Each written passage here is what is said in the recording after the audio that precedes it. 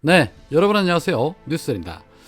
윤석열의 아바타 한동훈이 국힘당의 비대위원장으로 유력시되고 있는 가운데 이 한동훈을 추대하고 있는 친윤계와 이를 반대하고 있는 비윤계의 갈등이 점차 고조되고 있습니다. 제 아무리 검찰 캐비넷에 덜덜 떠는 정당이라고는 하지만 지금 국민 대다수가 윤석열 심판을 원하고 있다는 여론조사가 연일 쏟아지고 있는데 어떻게 윤석열과 똑같은, 아니 그보다 더하면 더하지 덜하지 않을 것 같은 정치 경험이 전무한 한동훈 같은 자를 비대위원장으로 세운다고 저 난리들인지 참 답없는 국힘당의 모습이죠. 한동훈을 추대하고자 하는 한 의원은 내년 총선까지 남은 시간이 많지 않기 때문에 현실적으로 국민적인 지지를 받고 있는 인물이 필요하다. 한동훈이 수도권과 영남 등을 아우를 수 있을 것으로 본다라고 말을 했고, 또 다른 한 중진은 한 장관 이외에는 특별한 대안이 없다. 이 정치라고 하는 것은 국민들에게 어떤 모습으로 비치느냐의 이미지 경쟁이다. 경험이 없다는 단점은 있겠지만 비대위원회 이를 보강할 수 있는 사람을 앉히면 되는 것이다 라고 입을 털었습니다. 자, 그러니까 이 한동훈 추대론자들은 그나마 국힘당에서 대권 지지율이 가장 높은 한동훈이니까 경험이 있고 없고를 떠나 그나마 이미지가 가장 좋은 한동훈을 세워야 지지율을 회복할 수 있다라는 그런 주장인 것입니다. 그런데 반면에 한동훈의 비대위원장을 반대하고 있는 비윤계 중에서 하태경은 한동훈은 당이 잘 키워야 한다, 아껴 써야 한다, 아직 정치력이 검증되지도 않았는데 온갖 풍상을 다 맞아야하는 비대위원장 자리는 한동훈을 조기에 소진하고 총선에도 도움이 안 될 수 있다. 한동훈은 당의 대선 주자로서 중요한 자산이다. 내년 총선 결과에 따라 비대위원장 책임론이 부각될 것인데 부담스럽다라고 말을 했고, 한 초선 의원은 한동훈 장관이 싫다는 것은 아니지만 비대위원장은 정치적 경험이 있고 안정적으로 총선을 이끌어갈 수 있는 인물이어야 한다. 지난 의총에서도 당정 관계에 재정립이 필요하다는 의견이 많았는데 한동훈이 오게 되면 국민들이 재정립한다고 느낄 수 있겠느냐라고 반문을 했으며, 임명권자를 배신하고 대선 후보에 나섰던 최재형은 본인의 페이스북을 통해서 어제 이발을 하는데 우리 당의 어려운 상황과 비대위원장 선출에 관한 TV 뉴스를 듣던 이발사가 한 사람만 변하면 되는데 왜 저런지 모르겠다라고 했다. 우리 당이 극복해야 할 가장 근본적인 문제가 당정의 수직적 관계를 바로잡는 것이다 라는 소리로 들렸다. 비대위원장은 적어도 이런 민심의 소리까지도 가감없이 대통령에게 이야기할 수 있는 분이어야 하겠다라고 입을 털었습니다. 최재형이 말하는 저 이발사가 가장 정확하게 판단하고 있는 것이죠. 한 놈이 문제인데 그 놈은 해결하지 않고 엉뚱한 데서 답을 찾고 있으니 잡음은 끊이지 않고 국민들의 여론은 더 싸늘해지는 것입니다. 그런데 제 아무리 당의 반발이 심하다 한들 결국에는 한동훈이 비대위원장으로 내정될 거라 봅니다. 검사 독재 정권에서 지금 윤석열의 뜻을 거스를 수 있는 국힘당이 아니기 때문이죠. 윤석열이 한동훈을 앉히려는 이유 셀 수도 없이 많지만 공천관리위원장은 바지 사장 앉혀놓고 일단은 윤석열의 의중을 반영한 공천 학살을 해야 하기 때문이고, 그리고 또 하나는 김건희 리스크를 총선 전까지는 어떻게든 막아내야 하기 때문입니다.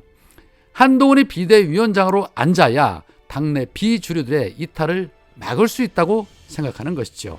그런데 중요한 것은 한동훈이 되던 누가 되던 이 윤석열 정권의 심판론은 막을 수가 없다는 겁니다. 기레기들이 제 아무리 한동훈에 대해 이미지 세탁하고 쉴드 치고 추앙하고 별별 홍보성 기사를 쏟아낸다 해도 그에 비해 그 자식이라는 그 이미지를 바꿀 수는 없을 테니까요. 자, 한편 민주당에서는 이낙연이 신당 창당과 관련해서 연일 잡음이 일고 있습니다. 여튼 민주당에 아무런 도움이 되지 않는 이낙연입니다. 어제 최강욱 의원은 박성우 검탄위 기획위원장의 출판 기념회에서 이낙연 창당과 관련해서 이런 말을 했습니다. 어떤 분야에서 같은 일을 20년 정도 하면 고수가 된다.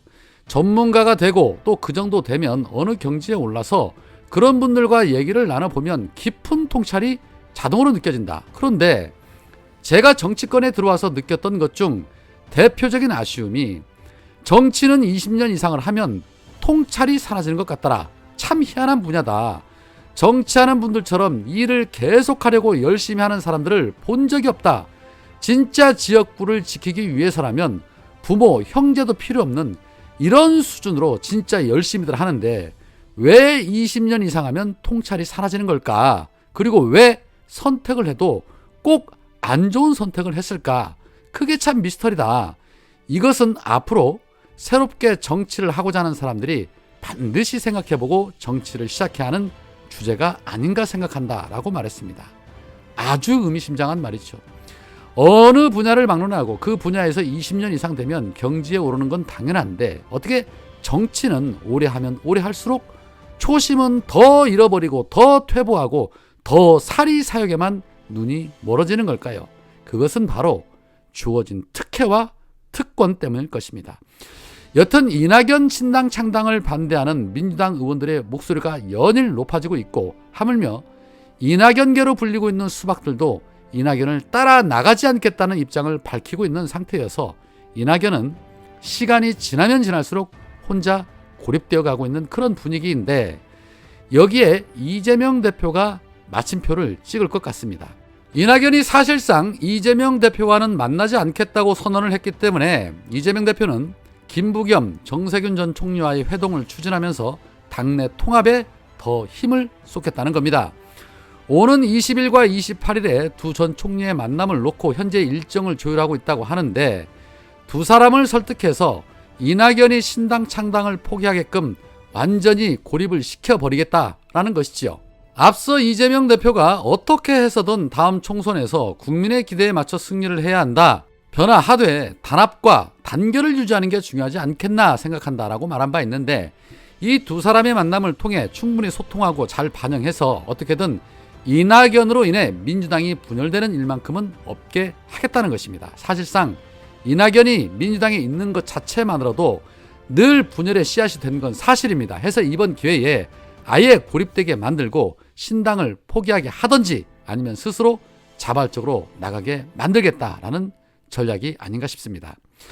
현재 민주당 내에서는 강덕구, 강준현, 이소영 의원이 지난 14일부터 의원 단체방에서 이낙연의 신당 창당을 만류하는 연서명을 받기 시작했고 지금까지 67명의 의원들이 서명에 참여를 했다고 합니다.